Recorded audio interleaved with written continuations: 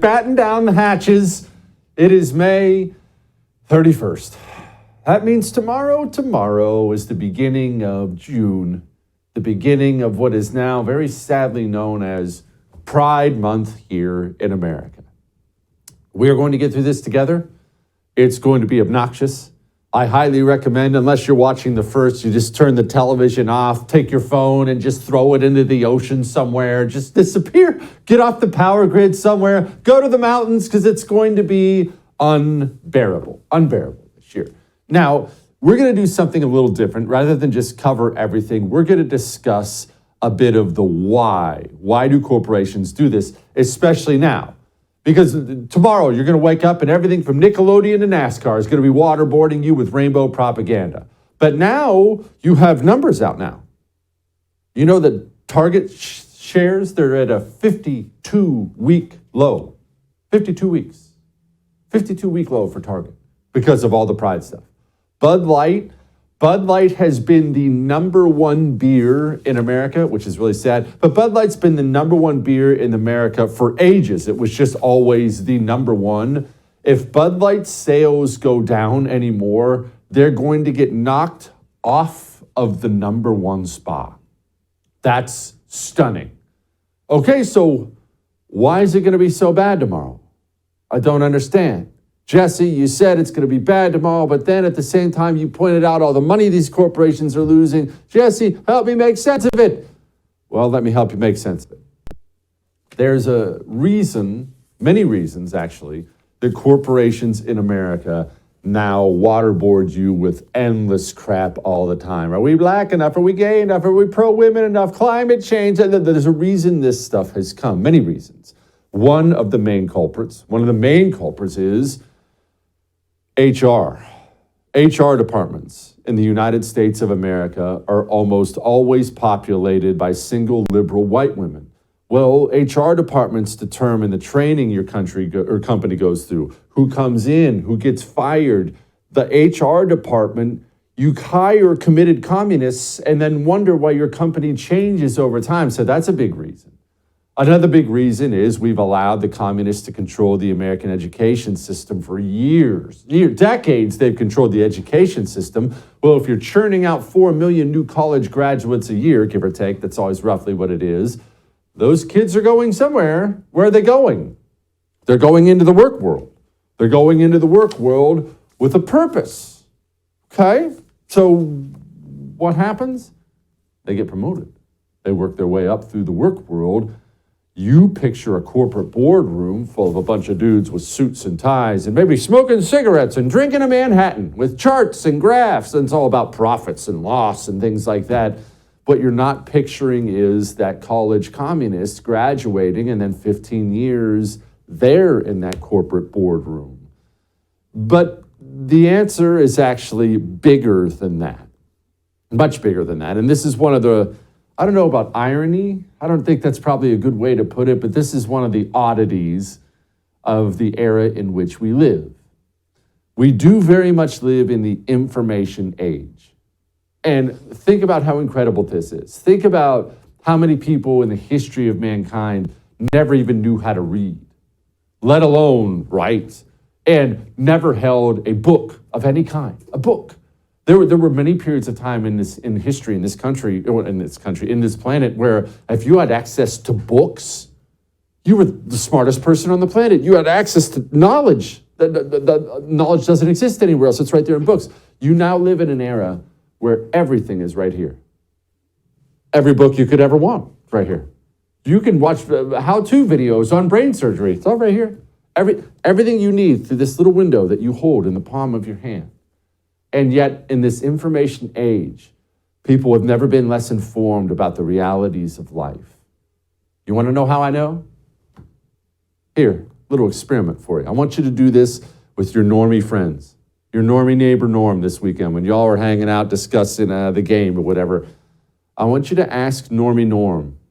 I want you to ask him if he knows what BlackRock is, if he knows what State Street is, if he knows what Vanguard is.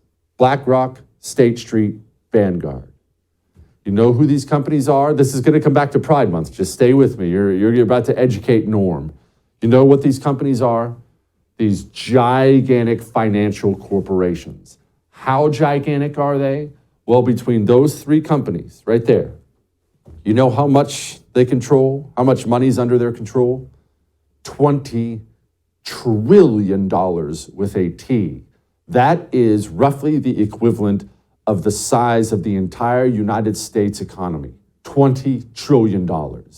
So how does BlackRock and State Street and Vanguard, how does that end up with some drag queen face on Nickelodeon? I will explain. This took place a few years ago. These CEOs, the major CEOs, well over 150 of them got together and they decided they were going to sign a pledge. And that pledge was, hey, we are no longer going to just serve our shareholders, people who buy shares. We're now going to serve stakeholders. And see, previously, shareholders are your entire job if you're a CEO, if you're on a board. The people who own shares, it's your job to make them money. Period. End of story. You're a corporation. When you dismiss the shareholder and instead talk about stakeholders, well, who are stakeholders? All the oppressed. Doesn't have to be anyone who owns shares in the company. Well, we have to do outreach to all the gays and all the black people and all the feminists and all the climate change. We have to reduce our carbon. Everyone's a stakeholder. We're going to take our money here at BlackRock and we're going to help those stakeholders out. But they don't use their power softly. Why do companies like Target still put chest binders for teenage girls in the front of their store?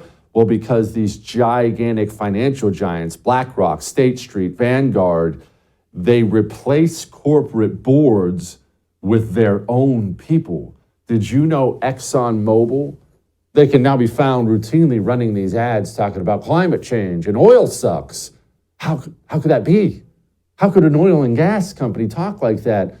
Well, the financial giants replaced oil men on the corporate board with climate change nutballs. You want to talk about the destruction of an industry? They're replacing the corporate boards with communists. And the CEOs of these companies, they exist in this $1 million, $10 million world that you and I will never know. Let's say that roughly, because this will change. Let's say they make $10, $15 million a year. That's great money, obviously. We would all take that in a heartbeat. But that's not real. The big boy money is the CEO gets paid generally on the profitability of the company. He's been a good boy. They check the old profit loss at the end of the year. That's interesting. Nice. Write him a $30 million bonus check. Stuff like that, right? You're taking the old lady out on a yacht. That's not how it works anymore. Now that BlackRock and State Street and Vanguard are controlling these major corporations and replacing their boards, your CEO bonus at the end of the year, it's not going to be on things like profits. Hey, how much of our company's budget did you spend on gay people this year? On trannies? Did you spend $50 million on trannies? You did? Nice. Hook this guy up with the bonus check. That's how it works now. Why do you see these CEOs run to the camera? They can't run to the camera fast enough to talk about Black Lives Matter. Why? Because the CEO's big fat bonus check at the end of the year is no longer determined by that profit loss sheet. It's determined by just how communist he is.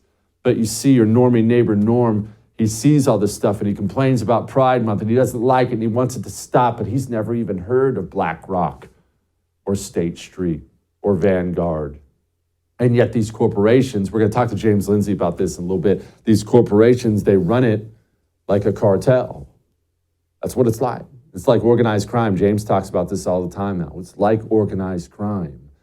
The businesses, the corporate world in America, because of the communist financial giants, are incentivized to pour poison into your eyes and ears.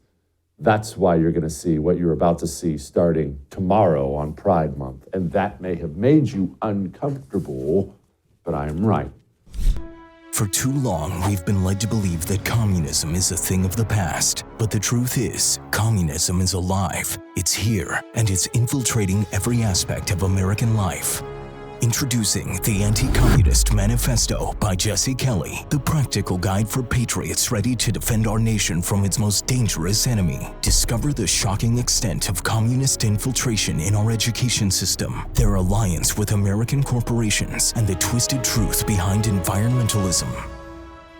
This eye-opening book exposes the true face of communism and empowers you to fight back. Join the fight for freedom. Pre-order your copy of the Anti-Communist Manifesto today by going to jessekellybook.com.